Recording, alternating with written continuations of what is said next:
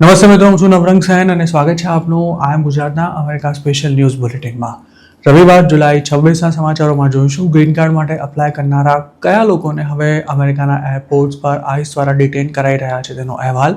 જાણીશું જૂન મહિનામાં જે 80,000 ઇલીગલ ઇમિગ્રન્ટ્સનો ફાઇનલ રિમૂવલ ઓર્ડર ઇસ્યુ કરાયો તેમાં ઇન્ડિયન્સની સંખ્યા કેટલી હતી, તેમજ છેલ્લે ઓહાયોમાં જીવલેણ અકસ્માત કરનારા 19 વર્ષના એક યુએસ સિટીઝન ગુજરાતીની વાત કે જેના પર 3 મહિના બાદ હવે છેક મર્ડરનો ચાર્જ લગાવવામાં આવ્યો છે.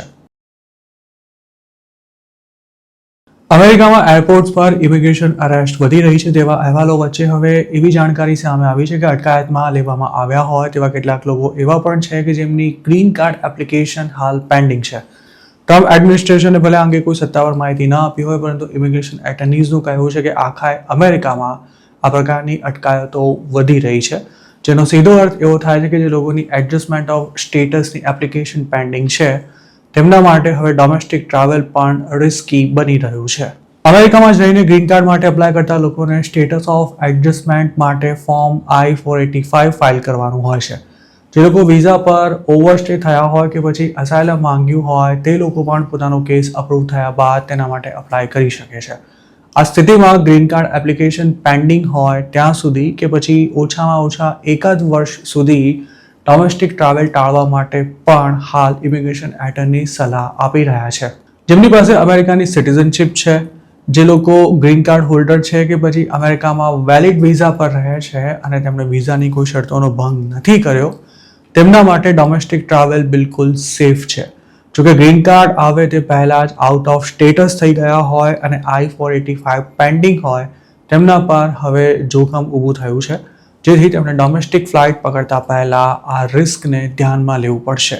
ન્યુયોર્કમાં પ્રેક્ટિસ કરતા એક ઇમિગ્રેશન એટર્નીએ પોતાના એક વિડીયોમાં જણાવ્યું છે કે હાલમાં શિકાગો, ડેનવર તેમજ વોશિંગ્ટન નેશનલ એરપોર્ટ પર આવા 3 લોકોની 24 કલાકના ગાળામાં જ અટકાયત કરવામાં આવી હતી. આ ત્રણેયની અસાયલમ એપ્લિકેશન પેન્ડિંગ હતી, તેમની પાસે વેલિડ વર્ક પરમિટ હતી, તેમની કોઈ ક્રિમિનલ હિસ્ટ્રી નહોતી, પરંતુ તેમ છતાં પણ એરપોર્ટ પર સિક્યોરિટી ક્લિયરન્સ દરમિયાન તેમની અટકાયત કરવામાં આવી હતી. અમેરિકાના બીજા કેટલાક ઇમિગ્રેશન એટર્નીઝે પણ આ પ્રકારના કેસની માહિતી સોશિયલ મીડિયા પર શેર કરી છે. કેલિફોર્નિયાના બર્બેન્ક એરપોર્ટ પર આવા જ એક શખ્સની અટકાયત કરવામાં આવી હતી, જેનો અસાયલમનો કેસ પેન્ડિંગ હતો અને તેણે મેરેજ બેઝડ ગ્રીન કાર્ડ માટે અપ્લાય કર્યું હતું. તેવી જ રીતે સેન ફ્રાન્સિસ્કો એરપોર્ટ પરથી અટકાયતમાં લેવામાં આવેલા એક ઇમિગ્રન્ટે સ્ટુડન્ટ વિઝા પર ઓવરસ્ટે કર્યો હતો, પરંતુ તેણે યુએસ સિટીઝન સાથે મેરેજ કર્યા બાદ એડજસ્ટમેન્ટ ઓફ સ્ટેટસ માટે અપ્લાય કર્યું હોવા છતાં પણ તેને ડિટેન્શન સેન્ટરમાં મોકલી દેવાયો હતો. આ પેસેન્જર સેન ફ્રાન્સિસ્કોથી એટલાન્ટા જઈ રહ્યો હતો ત્યારે તેની સાથે આ ઘટના બની હતી. આ સિવાય ઓસ્ટિન, લોસ એન્જલસ અને ઇલિનોયના એરપોર્ટ્સ પર પણ આ પ્રકારના કેસ સામે આવ્યા છે. સરકારે આ કાર્યવાહીની કોઈ સત્તાવાર માહિતી નથી આપી, પરંતુ જેમની અટકાયત થઈ છે તેના લોયર્સ આ દાવો કરી રહ્યા છે. કેટલાક ઇમિગ્રેશન લોયર્સનું માનવું છે કે ફ્લાઇટ ટેક ઓફ થવાની તૈયારીમાં હોય તે પહેલાં જ ઇમિગ્રેશન ઓથોરિટી દ્વારા પેસેન્જરના લિસ્ટને ચેક કરવામાં આવી રહ્યા છે. જ્યારે કેટલાકે મીડિયા રિપોર્ટ્સનો હવાલો આપીને એવો દાવો કર્યો છે કે TSA દ્વારા આ ડેટા આઈસ સાથે શેર કરાઈ રહ્યો છે. જેમના I-485 પેન્ડિંગ છે તેવા મોટાભાગના લોકો એવા વહેમમાં હોય છે કે હવે તેમની સામે ઇમિગ્રેશનને લગતી કોઈ જ કાર્યવાહી કરવામાં નહીં આવે, પણ ખરેખર એવું નથી. ગ્રીન કાર્ડ ન મળે ત્યાં સુધી ગમે તે ઇમિગ્રન્ટ સામે અરેસ્ટ ઉપરાંત ડિપોર્ટેશનના પગલાં પણ લેવામાં આવી શકે છે. ખાસ તો જે લોકો ઇલીગલી અમેરિકા આવ્યા છે કે પછી વિઝા પર ઓવરસ્ટે થયા છે અથવા જેમણે કોઈ ક્રાઇમ કર્યો છે તેમના પર ધરપકડનું રિસ્ક સૌથી વધારે રહે છે. મતલબ કે ગ્રીન કાર્ડ મળવાનું બાકી હોય તે પહેલાં જો કોઈ આવી વ્યક્તિ આઈસના હાથમાં આવી જાય તો તેની અટકાયત કરી શકાય છે. જેમના ગ્રીન કાર્ડ ઇન્ટરવ્યૂ પેન્ડિંગ હોય અને અપ્રુવલ પણ ન આવ્યું હોય તેનો કેસ જો ઇમિગ્રેશન કોર્ટમાં જાય તો મામલો વધુ ગૂંચવાઈ શકે છે અને ગ્રીન કાર્ડ મળવું પણ મુશ્કેલ થઈ જાય છે. જેમણે અમેરિકન સિટીઝન સાથે લગ્ન કરીને ગ્રીન કાર્ડ માટે અપ્લાય કર્યું છે તેમની સામે પણ આ કાર્યવાહી થઈ શકે છે. જો I-130 અપ્રૂવ થાય તે પહેલાં જ એપ્લિકન્ટને ડિટેન કરી લેવાય તો ડિપોર્ટેશન સામે પ્રોટેક્શન મળશે તેની કોઈ જ ગેરંટી નથી હોતી. તેનાથી વિરુદ્ધ I-130 અપ્રૂવ થઈ ગયું હોય તો અટકાયત બાદ પણ ગ્રીન કાર્ડ મળવાના ચાન્સ રહે છે, પણ આ બાબત દરેકના ઇન્ડિવિજ્યુઅલ કેસ પર આધારિત છે. આ ઉપરાંત ગ્રીન કાર્ડ માટે અપ્લાય કરનારા જે લોકોને વર્ક પરમિટ ઇસ્યુ થઈ ગઈ છે તેમણે જો ભૂતકાળમાં ઇમિગ્રેશન લોનો ભંગ કર્યો હોય તો તેમની સામે પણ ડિપોર્ટેશન સુધીના પગલાં લેવાઈ શકે છે. ટ્રમ્પ એડમિનિસ્ટ્રેશને તાજેતરમાં જ USCISના ઓફિસર્સને એવો આદેશ આપ્યો હતો કે રેર કેસમાં જ એડજસ્ટમેન્ટ ઓફ સ્ટેટસની એપ્લિકેશન અપ્રૂવ કરવી અને ગ્રીન કાર્ડ મેળવવા માંગતા લોકોને કોન્સ્યુલર પ્રોસેસ મારફતે એપ્લાય કરવાનું કહી તેમના દેશ પાછા મોકલવા. જોકે ત્યારબાદ સરકારે તેના પર ખુલાસો કરતા એવું કહ્યું હતું કે મોટાભાગના લોકોને અમેરિકામાં જઈને ગ્રીન કાર્ડ માટે એપ્લાય કરવાની છૂટ મળશે. પણ હાલમાં જે સ્થિતિ જોવા મળી રહી છે તેના પરથી એ સ્પષ્ટ થઈ ગયું છે કે ઇમિગ્રેશન લોનો ભંગ કર્યા બાદ જેમણે ગ્રીન કાર્ડ માટે એપ્લાય કર્યું છે તે લોકો આઈસના રડાર પર આવી ચૂક્યા છે. તેવી જ રીતે દર મહિને ઇસ્યુ કરવામાં આવતા ડિપોર્ટેશન ઓર્ડરની સંખ્યા પણ હવે રેકોર્ડ સ્તર પર પહોંચી ચૂકી છે. ટ્રેક ઇમિગ્રેશનના એક સ્ટડી અનુસાર જૂન 2026માં રેકોર્ડ 80,000 જેટલા ડિપોર્ટેશન ઓર્ડર્સ ઇસ્યુ કરવામાં આવ્યા હતા. માર્ચ 2026થી રિમૂવલ ઓર્ડર ઇસ્યુ થવાના પ્રમાણમાં ખાસો વધારો જોવા મળ્યો છે. માર્ચથી એપ્રિલમાં તેનો આંકડો 60,000ની આસપાસ રહ્યો હતો, જે જૂનમાં વધીને 80,000 સુધી પહોંચી ગયો છે. ટ્રમ્પે સત્તા સંભાળી ત્યારે શરૂઆતના મહિનામાં એવરેજ 50,000 ડિપોર્ટેશન ઓર્ડર્સ ઇસ્યુ કરવામાં આવતા હતા, પણ ડિસેમ્બર 2025 અને જાન્યુઆરી 2026માં તેનો આંકડો થોડો ઘટ્યો હતો. ત્યારબાદ માર્ચથી તેમાં ફરી ઝડપ જોવા મળી હતી. ટ્રમ્પ સરકાર ઇમિગ્રેશન કોર્ટ્સમાં પેન્ડિંગ લાખો કેસીસને ઝડપથી પૂરા કરવા માંગે છે તેવા દાવા વચ્ચે દર મહિને ક્લોઝ કરવામાં આવતા કેસોની સંખ્યા પણ વધી રહી છે. જેમ કે જૂન 2026માં 1,0773 કેસ ક્લોઝ કરવામાં આવ્યા હતા, જેમાંથી 78,882 કેસમાં રિમૂવલ ઓર્ડર ઇસ્યુ થયા હતા, જ્યારે 7,679 લોકોએ વોલન્ટરી ડિપાર્ચર લીધું હતું. આ ગાળા દરમિયાન જેમને રાહત મળી હોય કે પછી અસાયલમનો કેસ અપ્રૂવ થયો હોય તેમની સંખ્યા પણ ઘટી છે. જેમ કે જૂન 2026માં માત્ર 1.9% લોકોને જ આ પ્રકારની રાહત મળી શકી હતી. ફાઇનલ રિમૂવલ ઓર્ડર ઇસ્યુ થવાના પ્રમાણમાં મોટો ઉછાળો આવ્યો હોય તેવા સ્ટેટ્સમાં ઇલિનોય સૌથી આગળ છે, જેમાં આ પ્રમાણ 120% જેટલું વધ્યું છે, જ્યારે 79%ના ઉછાળા સાથે મેસેચ્યુસેટ્સ બીજા નંબરે આવે છે. હવે જો સંખ્યાની વાત કરીએ તો જૂનમાં જે ટોટલ 78,882 રિમૂવલ ઓર્ડર્સ ઇસ્યુ થયા છે તેમાં 20,840 તો માત્ર ટેક્સાસની કોર્ટ દ્વારા ઇસ્યુ કરાયા હતા, જ્યારે 7,110 સાથે ન્યુયોર્ક સ્ટેટ આ લિસ્ટમાં બીજા ક્રમે રહ્યું છે.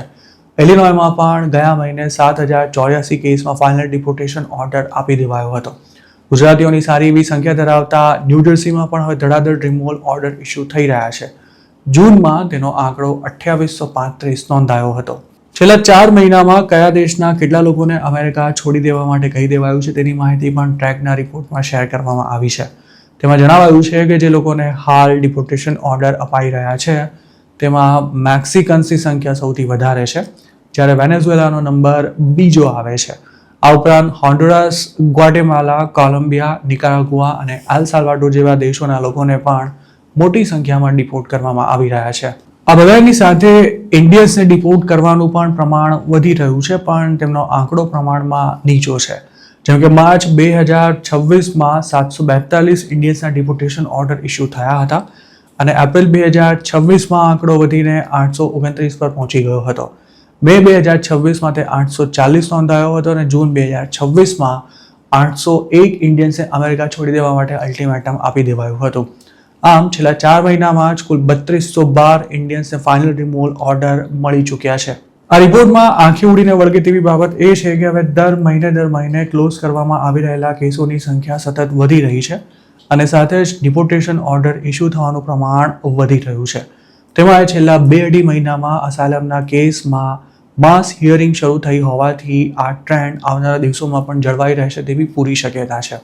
હાલમાં જેવા રિપોર્ટ્સ આવ્યા હતા કે જે લોકો ઇમિગ્રેશન કોર્ટ્સમાં હાજર નથી રહેતા તેમના નામના રિમૂવલ ઓર્ડર્સ તે જ દિવસે ઇસ્યુ કરી દેવાય છે. તેવામાં જૂન 2026માં જેમને ફાઇનલ ઓર્ડર આપી દેવાયા છે તેવા કેટલા લોકો કોર્ટમાં ગેરહાજર રહ્યા હતા તે નથી જાણી શકાયું, પણ તેમની સંખ્યા સાઇઝેબલ હોવાની પૂરી શક્યતા છે.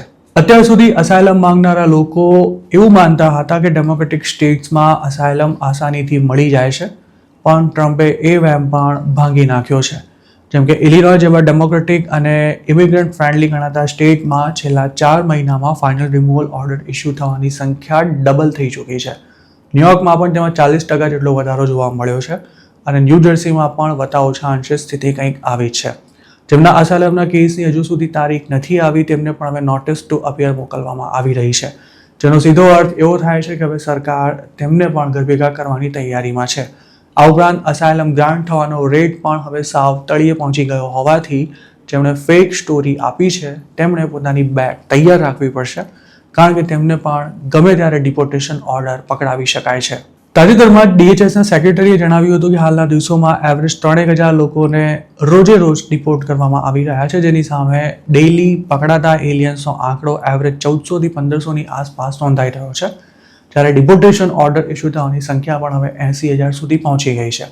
જેમ જેમ રિમૂવલ ઓર્ડર ઇસ્યુ થવાનું પ્રમાણ વધશે તેમ તેમ ડિપોર્ટેશનમાં મુકાતા લોકોની સંખ્યા પણ વધવાની છે, જેનો સીધો અર્થ એવો થાય છે કે 2026માં 1 મિલિયન લોકોને ડિપોર્ટ કરવાનો ટાર્ગેટ પૂરો કરવામાં ટ્રમ્પ એડમિનિસ્ટ્રેશન કોઈ જ કસર બાકી રાખવાના મૂડમાં નથી લાગી રહ્યું. ઓહાયોમાં દારૂ પીને બેફામ ડ્રાઈવ કરી અકસ્માત કરનારા માત્ર 19 વર્ષના મૂળ ગુજરાતી યુવક પર હવે મર્ડરનો ચાર્જ લગાવવામાં આવ્યો છે. આરોપી પ્રિન્સ પટેલે યુનિયન ટાઉનશીપમાં આ અકસ્માત કર્યો હતો, જેમાં 36 વર્ષના એક સર્વેયરનું મોત થઈ ગયું હતું. પ્રિન્સ ત્યારે નશાની હાલતમાં ટેસ્લા ચલાવી રહ્યો હતો, જે સ્પીડ લિમિટનો ભંગ કરીને દોડી રહી હતી. આ અકસ્માત એપ્રિલ 21ના રોજ થયો હતો. પ્રિન્સ પર જે તે સમયે માનવવધ, વેહિક્યુલર હોમિસાઇડ, DOI અને પુરાવાનો નાશ કરવા સહિતના ચાર્જીસ લગાવાયા હતા. ધરપકડ બાદ તેણે પોલીસ સાથે પણ બબાલ કરતા અભદ્ર ચેનચાળા કર્યા હતા. જોકે હવે મર્ડરનો ચાર્જ લગાવતા પ્રિન્સ પટેલની મુશ્કેલીમાં વધારો થયો છે. પ્રિન્સે અકસ્માત કર્યો ત્યારે દારૂ પીવાની સાથે સાથે તેણે ડ્રગ્સ પણ લીધું હોવાનું કન્ફર્મ થયું હતું. પ્રિન્સ પટેલ પર $1 મિલિયન બોન્ડ પણ મૂકવામાં આવ્યો છે. ઓહાયોની ક્લેરમોન્ટ કાઉન્ટીની શેરિફ ઓફિસના રેકોર્ડ અનુસાર હાલ પણ તે જેલમાં જ છે અને મર્ડરના ચાર્જમાં તેને ઓગસ્ટ 6ના રોજ કોર્ટ સમક્ષ હાજર કરવામાં આવશે. અકસ્માત થયો ત્યારે પ્રિન્સ નશાની હાલતમાં એવું બેફામ ડ્રાઇવિંગ કરી રહ્યો હતો કે તેની ટેસ્લા જે શખ્સને અડફેટે લીધો હતો તેનું ઘટના સ્થળે જ કમકમાટી ભર્યું મોત થઈ ગયું હતું. મતલબ કે તેને હોસ્પિટલ લઈ જવાનો પણ સમય નહોતો મળ્યો. પ્રિન્સ પટેલ પર મૂકવામાં આવેલો મર્ડરનો ચાર્જ જો કોર્ટમાં સાબિત થાય તો તેને 15 વર્ષથી લઈને આજીવન કેદ સુધીની જેલની સજા થઈ શકે છે. અકસ્માતમાં આરોપીને પણ સામાન્ય ઈજા પહોંચી હતી અને પોલીસના જણાવ્યા અનુસાર તેને બોલવાના પણ હોશ નહોતા, તેમજ નશો કર્યો હોવાથી તેની આંખો પણ લાલચોળ થઈ ગઈ હતી. અકસ્માત થયો તે દિવસે પ્રિન્સની પૂછપરછ કરવાનો પોલીસે પ્રયાસ કર્યો હતો, પરંતુ તેને કોઈ વાતના હોશ જ ન હોવાથી બીજા દિવસે ફરી તેની પૂછપરછ કરાઈ ત્યારે તેણે એવો દાવો કર્યો હતો કે આગલા દિવસે જે કંઈ થયું તેના વિશે પોતાને કશું જ યાદ નથી. ચોંકાવનારી વાત એ છે કે પ્રિન્સ પટેલ ભૂતકાળમાં પણ દારૂ પીને ડ્રાઈવ કરવા જેવી કરતૂતો કરી ચૂક્યો હતો અને તેનું ડ્રાઈવર્સ લાયસન્સ પણ સસ્પેન્ડ થઈ ચૂક્યું હતું. તેમ છતાં પણ તે કાર ચલાવી રહ્યો હતો. આમ ગુજરાતને મળેલી માહિતી પ્રમાણે પ્રિન્સ પટેલ US બોર્ન છે. તેણે અકસ્માત કર્યો ત્યારે તેના બ્લડમાં આલ્કોહોલની માત્રા લીગલ લિમિટથી 3 ગણી વધારે નોંધાઈ હતી અને સેન્ટ્રલ લેનમાં પણ તે 90 માઇલ પર આવરની સ્પીડ પર પોતાની ટેસ્લા દોડાવી રહ્યો હતો. પ્રિન્સ પટેલે કરેલા ગુનાની ગંભીરતા તેમજ તેની ક્રિમિનલ હિસ્ટ્રીને ધ્યાનમાં રાખતા તેને જેલમાંથી જલ્દી નહીં છોડાય તેવી પણ પૂરી શક્યતા છે. આમ તો DOI કે પછી અકસ્માતમાં કોઈનું મોત નિપજાવવા બદલ અમેરિકામાં ઘણા ઇન્ડિયન્સ પકડાઈ ચૂક્યા છે, પણ આવા કેસમાં કોઈના પર મર્ડરનો ચાર્જ લગાવાયો હોય તેવો કદાચ આ પહેલો મામલો છે. એપ્રિલ 2026માં અકસ્માત થયો તેના 1.5 મહિના પહેલા જ પ્રિન્સ પટેલ DOIના અન્ય એક કેસમાં દોષિત સાબિત થયો હતો. જો પ્રિન્સના પેરેન્ટ્સે પોતાના દીકરાના હાથમાં ગાડી ન આવે તેનું ધ્યાન રાખ્યું હોત તો કદાચ આજે તે જેલમાં ન હોત. અમેરિકાના તમામ 50 સ્ટેટ્સમાં 21 વર્ષથી ઓછી વય ધરાવતા લોકો દારૂ પીવાનું તો દૂર તેને ખરીદી પણ નથી શકતા. અંડર એજને આલ્કોહોલનું વેચાણ કરવું પણ ગુનો છે, પરંતુ પ્રિન્સ પટેલે દારૂ પીવાની સાથે સાથે ડ્રગ્સ પણ લીધું હતું. તેવામાં તે દારૂ અને ડ્રગ્સ ક્યાંથી લાવ્યો તે પણ તપાસનો વિષય છે, પણ અમેરિકાની પોલીસે તેની કોઈ માહિતી જાહેર નથી કરી. જો કોઈ અંડર એજ નશાની હાલતમાં અકસ્માત કરે તો તેને આલ્કોહોલ વેચનારાને પણ ફેલોની ચાર્જીસનો સામનો કરવો પડે છે. ઘણા ગુજરાતીઓ પોતાના સંતાનોનું ફ્યુચર બનાવવા માટે વિદેશ જતા હોય છે, પણ અમેરિકા જેવા દેશના માહોલમાં બાળકોને ઇન્ડિયન માઇન્ડસેટથી ઉછેરવા જરા પણ આસાન નથી હોતા. પોતાની કારથી કોઈનો જીવ લેનારો પ્રિન્સ પટેલ તેના મા બાપના કહ્યામાં નહીં જ હોય. જોકે અમેરિકામાં એવા પણ કિસ્સાની કોઈ કમી નથી કે જેમાં કોઈ ઇન્ડિયને પોતાના જ પરિવારજનોને શૂટ પણ કરી નાખ્યા હોય. તો મિત્રો, આ હતા અમેરિકાના આજના મુખ્ય સમાચાર. આપણે જો અમારી રજૂઆત પસંદ આવી હોય તો આ વિડીયોને લાઇક અને શેર કરવાનું, તેમજ આમ ગુજરાતની YouTube ચેનલને સબસ્ક્રાઇબ કરવાનું ભૂલશો નહીં, કારણ કે અમારી આ ચેનલ પર આપને મળશે અમેરિકામાં રહેતા ગુજરાતીઓ માટેના તમામ મહત્વના સમાચાર, અને તે પણ આપની પોતાની ભાષામાં. આપ જો મારી સાથે કોઈ ટિપ શેર કરવા માંગતા હો તો હાલ સ્ક્રીન પર દેખાઈ રહેલા વોટ્સએપ નંબર પર પણ અમારો સંપર્ક કરી શકો છો. આપની ઓળખ ગુપ્ત રાખવામાં આવશે.